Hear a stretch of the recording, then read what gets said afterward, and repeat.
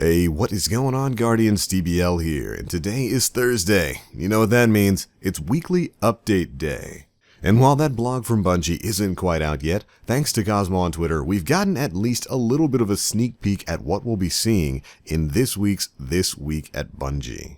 I've been saying, certainly for the past week or so, that these upcoming moments of communication with Bungie are going to be extremely important because the player base kind of needs to hear some really big things, some of the really big, most impactful things that they're working on behind the scenes, and we're at least going to be hearing a little bit about some of that, apparently in this week's This Week at Bungie.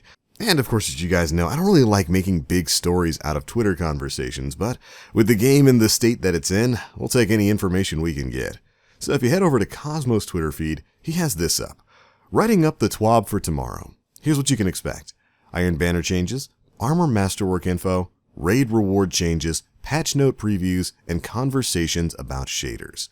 Now, why is that seemingly important to me? Well, because among this list are a few things, a few in-game items that in particular do need to see a change in Destiny 2. Now, of course, Iron Banner is something we've all been kind of questioning and worrying about ever since the most recent faction rally came out. We're wondering if it's going to be very much the same, if it's going to be coming out and there's not really going to be any new weapons, just new armors and new ornaments. And while Bungie has partially addressed that in the past few days, we're still hoping that the Iron Banner is going to be an overall more impactful event than the faction rally was. But beyond that, in Masterworks info, which we're certainly looking forward to, we have the words Raid Reward Changes. And that of course stands out. The raids that are in Destiny 2 right now are of course fantastic. Both the Leviathan and the Eater of Worlds are great overall experiences that really stand out as some of the best content in the game. But I don't really think it's arguable that after you've run it once or maybe gotten your midnight coup, you really don't have too much of a reason to go back into there. And so those particular bits of content are definitely in need of some changes. Stuff like raid armor sets having special perks that help you out in the raid, or even special perks on weapons that help you out in the raid, akin to what we had back in Destiny 1. Now, it's very likely that what they're talking about here with the raid reward changes are of course the changes coming to drops, making it so that every encounter is guaranteed to drop at least one thing for you. If you'll remember, back in the development update we got a while back, they actually talked a bit about how they were going to be reworking raid rewards. Here's what they had to say then. We're updating raid rewards to make them more unique and interesting. They will now feature mods with raid-specific perks, and we are adjusting the rewards to ensure a raid item drops from each major encounter.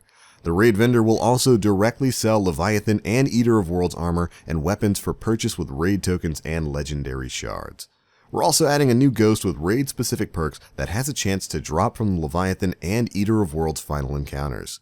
We intend to return to creating more raid and other activity-unique rewards in the future. And that altogether is a pretty significant change to the way some of the raid gear is working right now. Adding raid-specific perks to the armor that make them useful and worthwhile in that content rather than just being something that's kind of glamorous and fantastic to wear is definitely a change, a reversion back to what we had in D1 that was kind of necessary, not just for raid content in D2, but for all of the in-game content. I remember back in Destiny 1, we had raid gear that helped you, clear oracles faster in the Vault of Glass, that helped you move faster when you were the Sword Bearer. Or PvP gear that helped you out in the Trials of Osiris, or allowed you to sprint faster after respawn in the Iron Banner or just in normal PvP. It was those kinds of abilities that really helped hardcore players kind of hone their craft in these bits of content.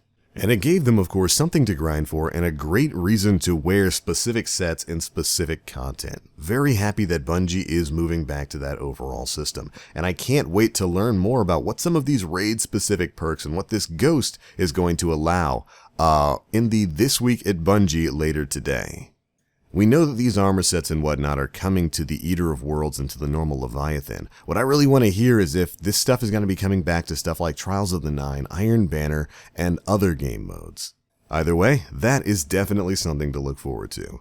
Now for the Armor Masterworks info, we know mainly what the Armor Masterwork perk is going to be. You're going to get more armor when you're in your super. That really, at least as of right now, we don't know if that's seen any sort of change. I know I kind of complained a little bit about that when it was first announced. I figure it's great for roaming supers, for Archstriders, for Stormcallers. This is going to be incredible for you. It's going to really help with your survivability when you're gap closing in PvP. But for something like Nova Bomb, I don't know, maybe a Celestial Nighthawk Golden Gun, those one-shot supers, it doesn't really seem to be too helpful for those. We're going to have to see how exactly that stacks up. And of course, what Masterwork mod abilities are going to be available on these sorts of Masterworks armors.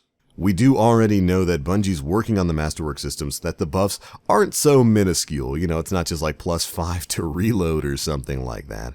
And I'd imagine with the armor, it's probably going to be pushing towards, extra recovery, extra resilience. What I would like to see, I really wish that some of these Masterwork armors, especially knowing how Masterwork weapons, while it being a good system, did feel a little bit underwhelming. I would like it if some of these Masterwork armors would bring back some of the specific perks from Destiny 1, like, you get more energy back from killing minions of the darkness for your grenade or your abilities or anything like that. We'll have to see. But we'll be hearing more about that later this afternoon as well. After that, a patch note preview. This, in my opinion, is probably the biggest, most important bit of this quick note here, and it's probably going to be the biggest, most important bit of this week at Bungie as well, so I'm really hoping it's substantial. I've said, like, no less than 25 times over the past week or so that the biggest misstep from Bungie thus far has been not talking about sandbox changes. That development blog update we got a few weeks ago was great. It gave us a good roadmap for some of the things that are coming, but in my opinion, the fact that they didn't really talk about any concrete sandbox changes, or not even concrete sandbox changes, just some of the things they're looking at changing with the sandbox, was a big mistake, because the sandbox, in my opinion, is the #1 thing that needs to be addressed with Destiny 2 right now. They need to talk about the way the game plays, the way the game feels in both PvE and PvP, and what we'll be earning through that gameplay. And I'm really hoping that in this patch note preview, that's what we're going to be getting a bit of a focus on. It's just a preview, so I'm not expecting a full write-up of auto rifle time to kills and, different range stats and all of that kind of stuff. At least not yet. I'd like to see that sometime soon. But hopefully they're going to be finally making an effort to address what the sandbox team is up to right now and how they're trying to fix their game. And then finally, it looks like we're getting that promised conversation about shaders, where they're going to lay out exactly why it's been so difficult of an issue for them to deal with. You guys will know we reported previously in this week that Bungie is looking at putting out an article talking about their issue with shaders right now, and why exactly they haven't been able to patch it very quickly, and it looks like we'll be getting that in today's This Week at Bungie. Can't wait to read it. But alright, that's it for this quick tweet about what's going to be coming in today's This Week at Bungie, but there were a couple of responses to it that I thought were also fairly interesting. Deej popped up in the comments of this Twitter post, engaging one-on-one with some members of the community who had a couple of questions for him. First things first, there was the notion of them getting back to live streaming the This Week at Bungie, or just taking questions from chat. To which Deej said he'd like to get back to something like that. He wants to get back onto a normal streaming schedule. But for something like this, for a blog post like This Week at Bungie, he feels written word is the best vehicle for details and facts that amount to promises that hundreds of developers will keep with hard work. He also mentioned that they will get back to streaming eventually, but they like to save those moments for sharing gameplay. He followed up by stating, "My favorite streams were not even the game reveals. I always liked the ride-alongs and the bounties where we could introduce you to creators during fun moments in the world of the game. Just hanging out and playing, with some commentary." And this started off a very interesting exchange with one member of the community who had this to say. "It'd be mad cool of Bungie and the awesome CMs if this could be a weekly thing. Showcase us your favorite areas, some of your favorite things to do, or even go through some strikes while taking Q&A from the chat. Personally, an idea that I think is fantastic. I'd love it if every week someone from Bungie held something akin to Massive and the Division's kind of fireside chats that they hold almost on a weekly basis, where they just talk about concerns with the game, what they're doing in the back, and everything to do with their game." And this is what Deej had to say. "We have some course correcting to talk about before we can celebrate the things in Destiny 2 that we're very proud of. But we will get back to that once we've restored some confidence on the path forward. And I thought this was a really interesting statement because it's really kind of the first admittance, outside of someone like Christopher Barrett, of an ongoing problem with Destiny 2. Even if it is, in famous Deej speak. We have some course correcting to do. That's certainly a statement I would agree with when it comes to Destiny 2. And it might not mean a lot to most players now. With everything that's already happened in Destiny 2, it certainly means something to me because it tells me, yeah, they're listening. They know that they have to course correct, and they know that they need to restore some confidence for the path forward. And that, Guardians, gives me a little bit of hope.